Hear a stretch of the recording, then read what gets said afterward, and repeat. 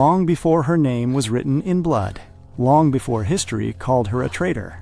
There was a story buried in time, forgotten by many, twisted by others, and sealed away where no one would question it. Centuries later, that story found its way into a painting, a portrait preserved behind glass, moved from one collection to another, studied but never fully understood. Its colors had faded, its frame had cracked, but the truth it carried refused to disappear. They said the woman in the painting betrayed a kingdom. They said she destroyed the man who loved her. They said justice had been served. But history is often written by the guilty, and some stories wait. They wait for the right moment, the right person, the right touch, because on the night that painting was opened again, something impossible began. Time did not stay in its place. One touch, a sudden flash of light, a scream lost between centuries, and far away in a time long gone, a servant girl opened her eyes. Everyone, welcome to a new Chronicle story. This story is an original fictional story written by me. It was created just for entertainment, drama, and life lesson. And if you are new here, please don't forget to like, comment, and share your thoughts. Your support means a lot. Alright, let's dive into the story. Long ago, when kingdoms were built by swords and loyalty was measured in blood, the great dynasty of Heryun ruled the eastern lands. Its palaces were covered in gold, its armies feared across mountains and sea, and its king was praised as a man chosen by heaven. To the world, Heryun looked glorious, but those who lived beneath its shadow knew another truth. Power sat on the throne. Fear walked the streets, and justice was given only to those born close enough to touch the crown. Beyond the capital, hidden between rivers and sacred forests, lived the tribe of Biracial. They were not rich like the nobles of the palace, nor loud like the generals who loved war. They were a peaceful people known for wisdom, healing, and old knowledge passed from mother to daughter. They understood the stars, the seasons, and signs that others mocked until danger came. When drought struck, nearby villages came to Biracial for help. When sickness spread, royal officials secretly sent for their healers. When children were born weak, mothers carried them for days just to reach their lands. The people of Biracial asked for little. They wished only to keep their customs, protect their forest, and live free beneath the old laws promised by former kings. But peace often attracts greedy eyes. When the ruthless King Seonmu took the throne, everything changed. He cared little for wisdom and less for promises. He wanted gold, land, and control. The sacred forest of Biracial stood on rare ground filled with silver beneath the earth. To the king, their home was no longer land. It was treasure. So he accused the tribe of hiding weapons. He accused them of practicing forbidden arts. He accused them of plotting rebellion. None of it was true, but lies spoken by a king quickly become law. Soldiers were sent. Homes were burned. Elders were chained. Families were scattered into slavery and exile. The sacred forest that had protected generations was cut down tree by tree, and in the middle of that destruction stood one young woman. Her name was Sirin. She was the daughter of the tribe's last high keeper, a girl raised with kindness, courage, and the old knowledge of her people. Many said she carried a calm light in her eyes. Others believed she was born beneath a rare star and would one day do great things. She was not a warrior. She did not seek crowns or battles. But when soldiers dragged children from their homes and elders were forced to kneel, Sirin stood before the king's men and refused to bow. That single act became legend. Some said she spoke without fear. Some said the wind rose around her as if the land itself answered her pain. Word of her courage spread beyond the ruined forest and reached even the palace walls. There, one person listened in silence. The king's only son, Crown Prince Junhua. Unlike his father, the prince had seen enough cruelty to know strength without mercy becomes poison. Deep in his heart, he hated what the throne had become. He dreamed of the day he would undo his father's darkness and restore honor to the kingdom. And when he first heard the name Sirin, something in fate began to move. But the empire moved faster. He feared symbols more than armies, so Sirin was taken to the capital, blamed for crimes she never committed, and presented before the people as the enemy of the crown. Every disaster that followed was placed on her name. Every lie was carved into record. The tribe was erased.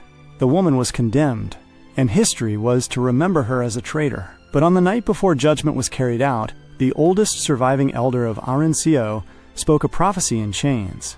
He said truth buried by kings would one day rise again. He said the daughter they condemned would return when the moon met broken glass and time lost its path. He said she would come back not as memory, but in flesh. And when she did, love would stand beside her. The throne would tremble, and fate itself would be rewritten. Centuries passed, kingdoms fell, palaces became ruins.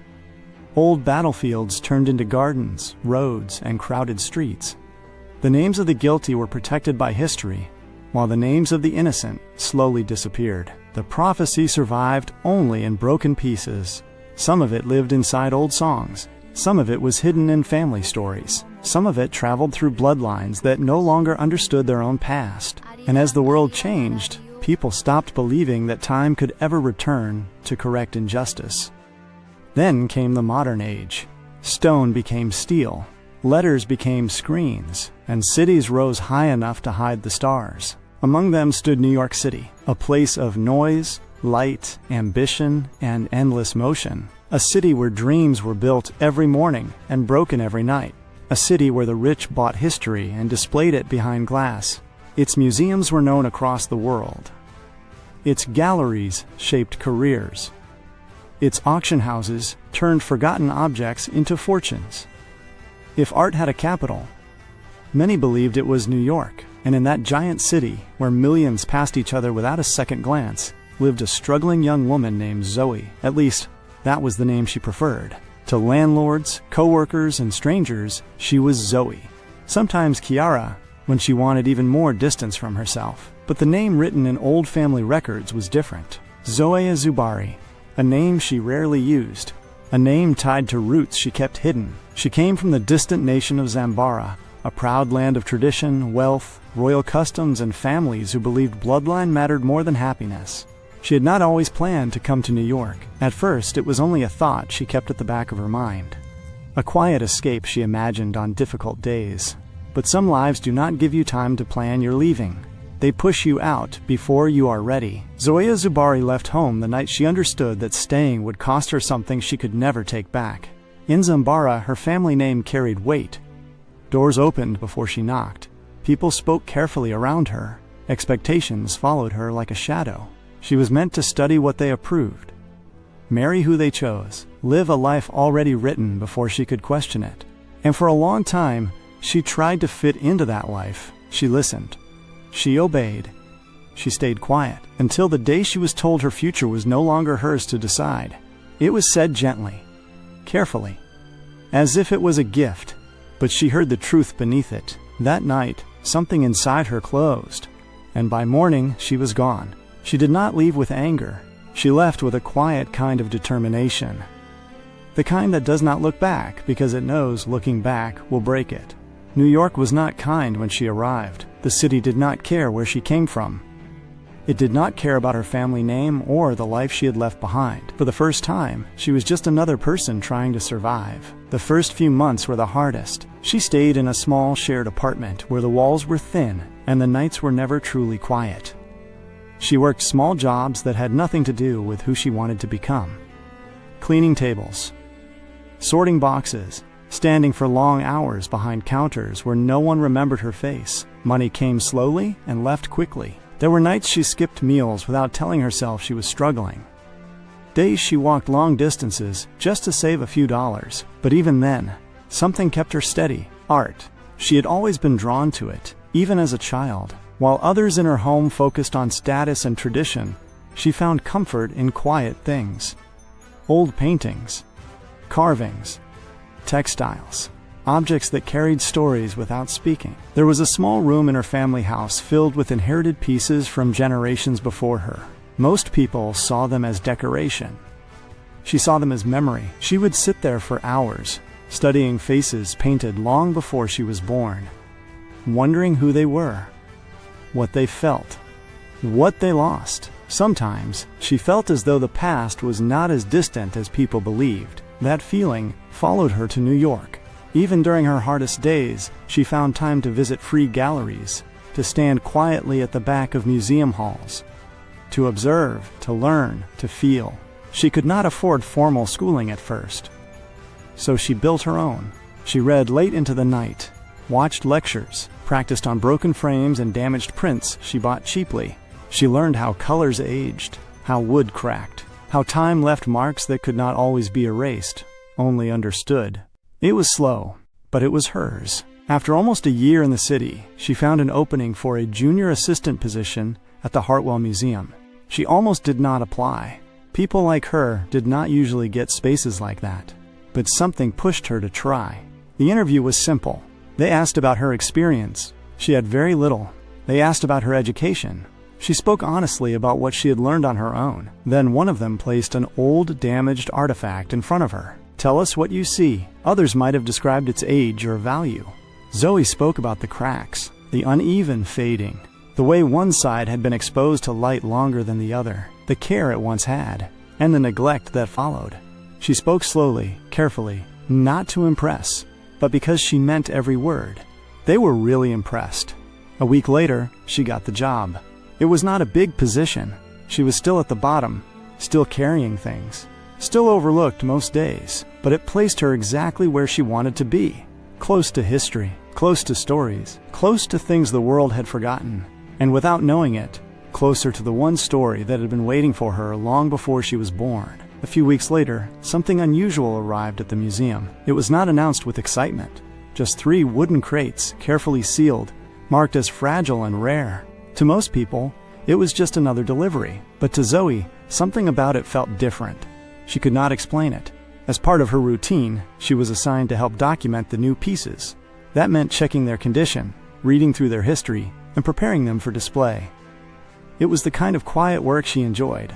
She opened the first file that came with the shipment. Old records, translated texts, fragments of a story that had passed through too many hands. At first, it read like any other historical account. An ancient kingdom, a powerful king, a fallen tribe. Then she saw the name. Sitting, her fingers paused on the page. Her breath slowed. That name, it was not unfamiliar. It was the name her grandmother used to call her when she was younger. Softly, almost like a secret. Saren, her grandmother would say, with a smile that always felt deeper than it should. Zoey had never asked why. Now, seeing it written in a history that should have had nothing to do with her, something inside her shifted. She sat down without realizing it, and kept reading. The words began to feel heavier. The story spoke of a tribe destroyed under royal command, of a young woman blamed for crimes she never committed, of a prince who stood between duty and love. Her chest tightened. The deeper she read, the clearer it became. This was not just a story of war. It was a story of betrayal. The king had feared the tribe's influence. The court elders had twisted truth into lies. And somewhere within it all, there had been love. A dangerous, impossible love between the prince and the girl named Saren. Zoey swallowed hard. Her eyes moved faster now. The records spoke of secret meetings, of trust built in silence, of promises made far from watching eyes. Then everything turned dark. The elders, hungry for control, began to move against them. And worse, there was someone close to Saren, someone she trusted. A friend. That name appeared briefly, but the meaning was clear. That friend had joined the plot. Zoey felt a strange pain in her chest as she read that part, as if betrayal was not just something she was reading, but something she had once felt. She blinked, trying to steady herself. For a moment, the words on the page seemed to shift. Images flickered in her mind. Fire, a crowded hall, a voice calling out. She closed the book quickly. "No," she whispered. It was just stress, just her imagination going too far. She stood up and moved away, forcing herself to focus on her work. Hours passed. The museum grew quieter as staff began to leave. Lights dimmed, footsteps faded. Soon, it was just her. That was not unusual. She often stayed late. She told herself she would finish cataloging the paintings and go home. Nothing more, nothing strange. But as she walked back toward the crates, the air felt heavier than before. The lights above flickered once, then again. She looked up briefly. Probably a fault, she muttered under her breath. Old buildings always had issues, she continued. Carefully, she opened the first crate. Inside was a painting of a young man dressed in royal clothing.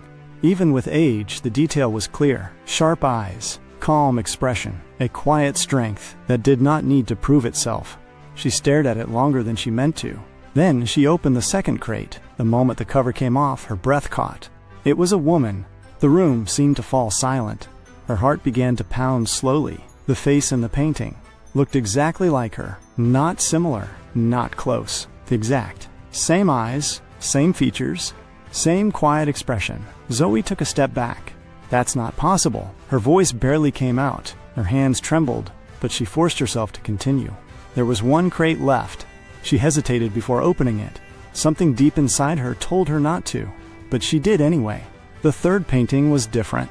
It was not calm, not still. It was an illustration of a moment, a tragic one. The same woman, holding the prince, his body weak, his face pale, dark stains on his lips, her hands gripping him as if refusing to let him go, her mouth open in a cry no one answered. And around them, figures watching, cold, unmoved. Zoey staggered back. Her breathing became uneven.